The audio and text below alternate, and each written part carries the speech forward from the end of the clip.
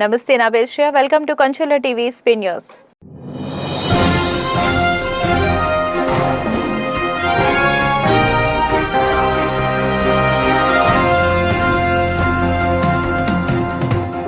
నక్కపల్లి మండలం కేంద్రంలో గల ఉన్నత పాఠశాలలో 4 మండలాల ఉపాధ్యాయులకు ఒకరోజు వృత్యాంతర శిక్షణ తరగతులు నిర్వహించారు. శిక్షణ తరగతుల్లో నక్కపల్లి పాయకరావుపేట యలమంచిలి ఎస్ రాయవరం మండలాలకు చెందిన 390 మంది ఉపాధ్యాయులు పాల్గొన్నారు. ఈ సందర్భంగా మండల విద్యాశాఖ అధికారి కె నరేష్ మాట్లాడుతూ భాషేతర సబ్జెక్టులు, పాఠ్య పుస్తకాల్లో చేసిన మార్పులు, లీప్ యాప్లో సంస్కరణలు, డిజిటల్ బోధన, ఏఐ సాంకేతిక వినియోగం వంటి అంశాలపై ఉపాధ్యాయులకు అవగాహన కల్పించినట్లు తెలిపారు.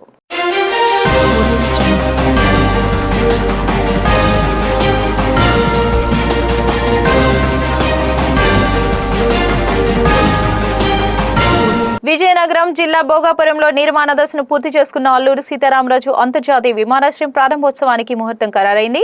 ఆగస్టు 1వ తేదీన ప్రధాని మోదీ చేతుల మీదుగా విమానాశ్రయం ప్రారంభోత్సవం జరగనున్నట్లు కేంద్ర పౌర విమానయాన శాఖ మంత్రి కింజరపు రామ్మోహన్ నాయుడు స్పష్టం చేశారు.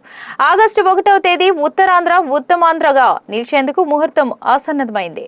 రామ్మోహన్ నాయుడు ఆనందం వ్యక్తం చేశారు.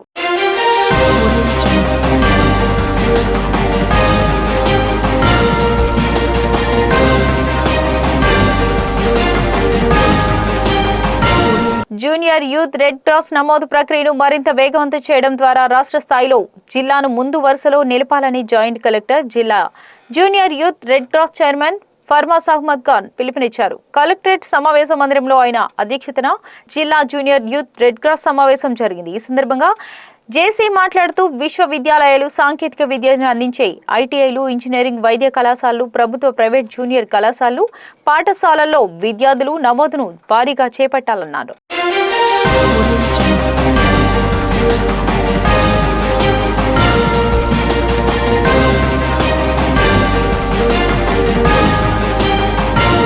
ఇక శ్రీకాకుళం జిల్లాలోని డి మత్స్యలేశం పంచాయతీ పరిధిలో కె మత్స్యలేశం రాష్ట్ర ప్రాథమిక పాఠశాలకు జిల్లా కలెక్టర్ ఒక్కసారిగా వచ్చి అందరినీ ఆశ్చర్యపరిచారు.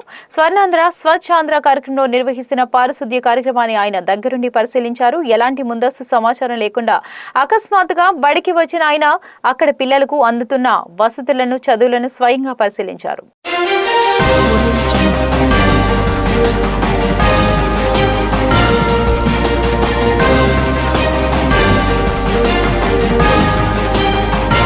ఇక మునగపాక మండలంలోని తోటాడ పాలకేంద్రం వద్ద పరిసర గ్రామాల ప్రజలు ఆరోగ్య పరిరక్షణ లక్ష్యంగా డాక్టర్ బుద్ధ సాయి సందీప్ ఆధ్వర్యంలో మెగా వైద్య శిబిరాన్ని ఏర్పాటు చేశారు. శిబిరాన్ని విశ్రాంత తహసీల్దార్ బుద్ధ దక్షిణామూర్తి ప్రారంభించారు. శిబిరంలో బీపీ, షుగర్, పక్షవాతం వంటి వ్యాధులు గుర్తింపు, నివారణపై అవగాహన కల్పించారు. ఉచితంగా వైద్య పరీక్షలు నిర్వహించి మందులను అందజేశారు.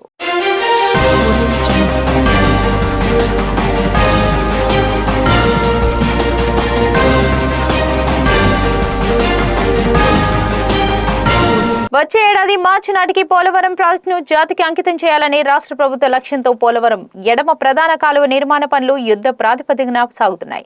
ప్రభుత్వం నిర్దేశించిన గడువులోగా పనులు పూర్తి చేసేందుకు కాంట్రాక్ట్ సంస్థలు నిర్మాణ వేగాన్ని గణనీయంగా పెంచాయి. ఈ క్రమంలో కాలువలో నిల్వ ఉన్న నీరు నిర్మాణ పనులకు ఆటంకంగా మారడంతో దానిని వివిధ ప్రాంతాల్లో బయటకు మళ్లించి కాలువలను ఖాళీ చేశారు. ఒకవైపు పోలవరం ప్రాజెక్టును నిర్ణీత గడువులో పూర్తి చేయాలనే లక్ష్యం, మరోవైపు ఉత్తరాంధ్ర సుజల స్రవంతి ద్వారా ముందుగానే గోదావరి జలాలను అందించాలనే ప్రభుత్వ సంకల్పం నేపథ్యంలో ఈ 2 లక్ష్యాల మధ్య సమన్వయం ఎలా సాధిస్తారన్నది చర్చనీయాంశంగా మారింది.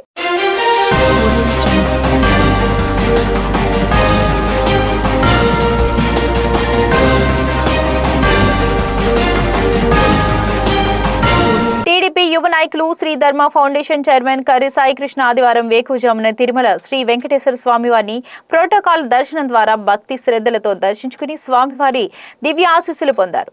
ఈ సందర్భంగా సాయికృష్ణ మాట్లాడుతూ కలియుగ ప్రత్యక్ష దైవమైన శ్రీ వెంకటేశ్వర స్వామివారి అనుగ్రహం రాష్ట్ర ప్రజలందరిపై ఎల్లప్పుడూ ఉండాలని, ప్రతి కుటుంబం సుఖశాంతులు, ఆయురారోగ్యాలు, అష్టైశ్వర్యాలతో వర్ధిల్లాలని ప్రార్థించినట్టు తెలిపారు.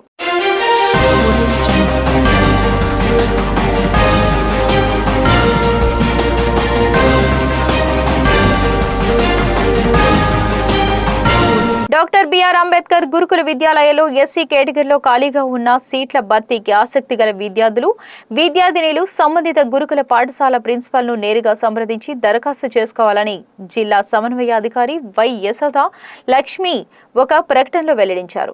అర్హత కలిగిన ఎస్సీ కేటగిరీ విద్యార్థులు వెంటనే సంబంధిత గురుకుల పాఠశాలకు వెళ్లి దరఖాస్తు చేసుకోవాలని అన్నారు.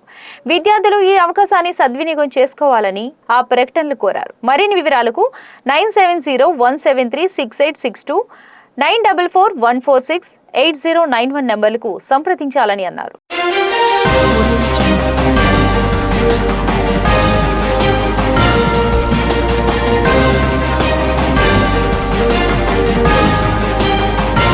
ఇక శ్రీకాకుళం జిల్లా రణస్థలంలో మీడియా సమావేశంలో హిందువుల ఆరాధ్య దైవమైన జగదాభిరాముడు శ్రీరాముడికి బీజేపీ పాలనలో రక్షణ కరువైందని సనపల అన్నాజీరావు ఆవేదన వ్యక్తం చేశారు. స్థానిక కాంగ్రెస్ నాయకులతో కలిసి ఆయన విలేకరుల సమావేశం నిర్వహించారు. ఈ సందర్భంగా ఆయన మాట్లాడుతూ అయోధ్య రామ మందిరంలో కంచె చేను మేసిన విధంగా రామతీర్థ క్షేత్ర ట్రస్ట్ ఆధ్వర్యంలో అవినీతి చోటు చేసుకుందని ఆరోపించారు. ఈ ఆర్థిక అవకతవకలపై సుప్రీంకోర్టు పర్యవేక్షణలో స్వతంత్ర ప్రతిపత్తి కలిగి సంస్థతో విచారణ చేపట్టాలని అన్నారు.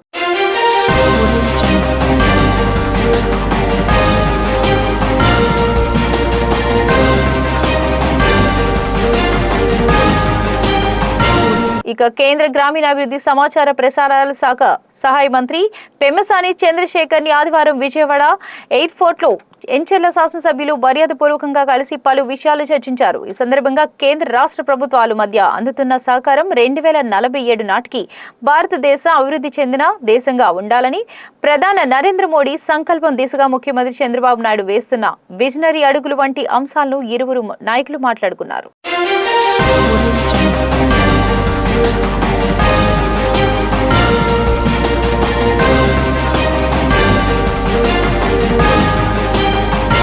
ఇవి ఇవాల్టి స్పెయిన్ న్యూస్ అప్డేట్స్. మరిన్ని అప్డేట్స్ కోసం చూస్తూనే ఉండండి కంచెల టీవీ న్యూస్ అప్డేట్స్.